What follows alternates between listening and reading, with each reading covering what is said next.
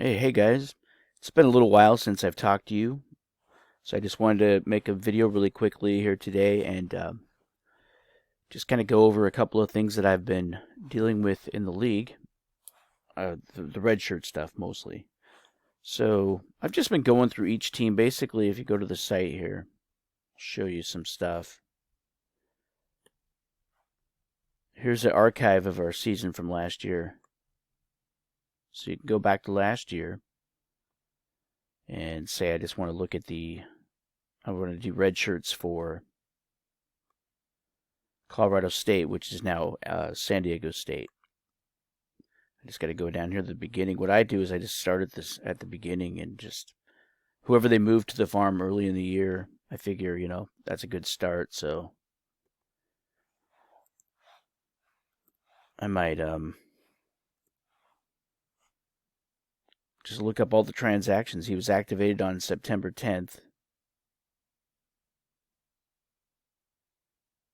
And it looks like he was, so he basically played the whole season, so forget about it. He's not going to be eligible for a red shirt.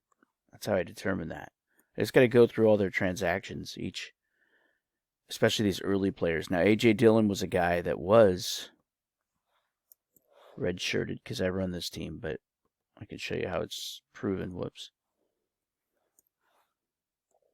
So there he is. He was put on the farm in the off season, and that's the way to do it. Put guys on put them on the farm before the season begins. That way you don't waste games, and you can see what you have that way. And if you really need the guy now, then just make him active. But if you really, a lot of rookies are going to end up being redshirt candidates because it takes them a while to earn playing time in the NFL. A lot of players. There's a few that come in and get starting time right away, but a lot of guys, they have to earn it, and so it's a smart idea to just plan on redshirting them their freshman year. And you do that by putting them on the farm before the season starts. And then if they're doing really well and you could use the help, then you put them, by all means, activate them. But if you can wait off, if you're getting good enough play from your veterans, and if you can wait, you have 4 games you can use. The best thing to do is to wait till week 13, play them, activate them at that point, and that way they can't play more than 4 games. If you end up playing 3 postseason games, which can happen, he'll be available for each one of them and help you out. And A.J. Dillon here was an example of that for me. I redshirted him this year by putting him on the farm early. If you look up above, I activated him for 1 game during this time here. I don't think he did much. And then I activated him late in the season for the championship. I could have done it sooner, actually, and I should have. I just think I was busy and didn't realize it. But I should have put him on. I should have activated him further down here somewhere, earlier in December. But at any rate, he was only active for, I think, 2 games this year, and so he's a redshirt, and he's a rookie. But he helped me in this last game here. He was actually the MVP of that game. That was a bowl game. So that's how that's how rookies can help you and redshirt at the same time. You do it early in the year and then wait till late in the season. Then activate them. Now you get them for 4 full years as a veteran. And you also get the benefit this year, because that player can help you in your final push to win a bowl game so you can get a higher pick. There's only one time when a bowl game won't equal a higher pick, and that's when there's a 7-team championship bracket. So there's going to be that first round. Basically, what you're going to have is 6 teams playing to get down to 4 teams. So there'll be 3 losers from the first round, and then there'll be that final 4 group. The 3 losers, the top one will just get an automatic bye into a bowl and won't play week 15. The winner of the second 2 teams will play them in that bowl. But the loser of that game basically now is like an odd team.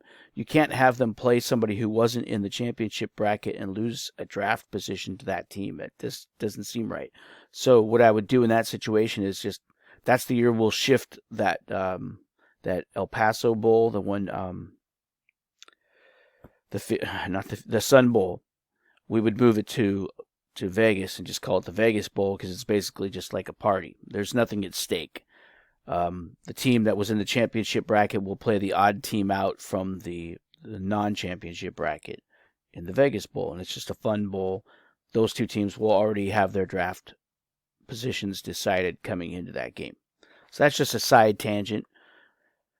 I want to do more videos here. I'm going to be, I'd like to talk to a lot of you guys if you're up for it. Just do a Skype chat and we can talk football when it's exciting.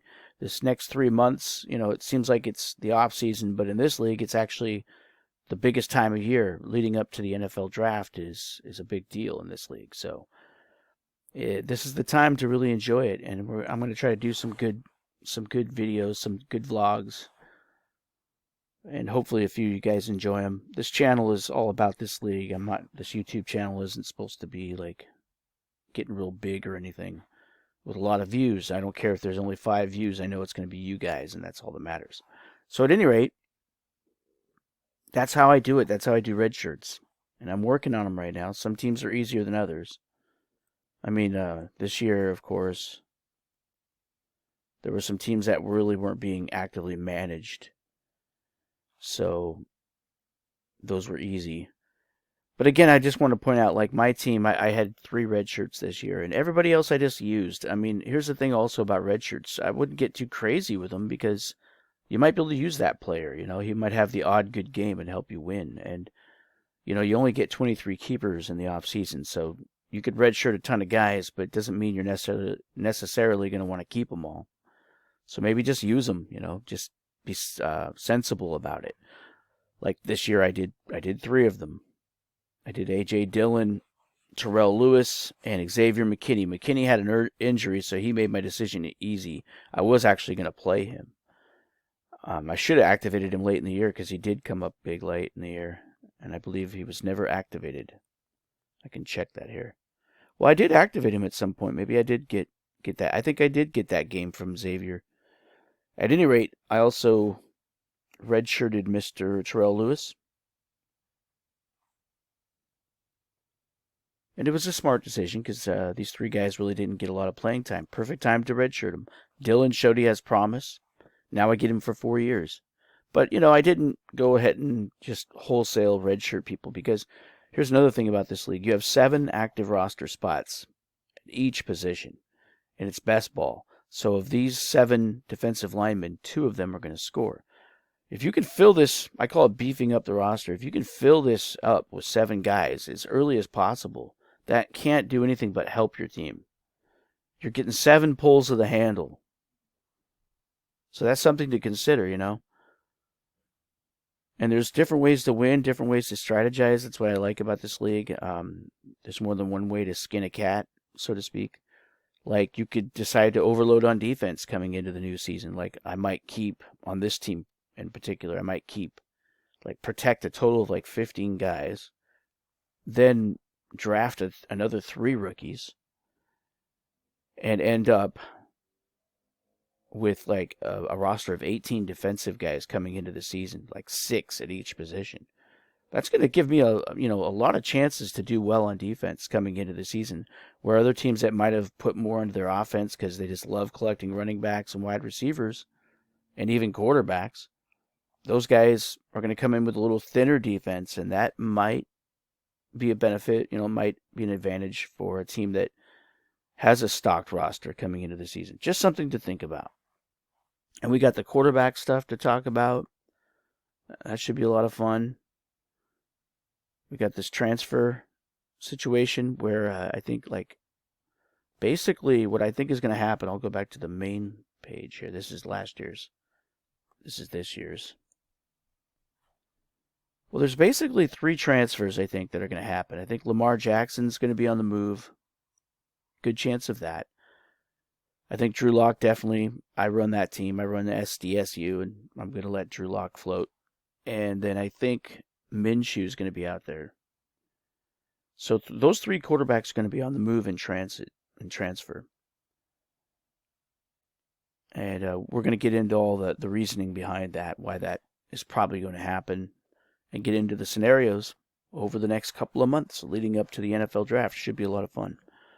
So I'm going to stop right here. I just haven't done a video in a while, so this one's just about 10 minutes now, so I think that's good enough.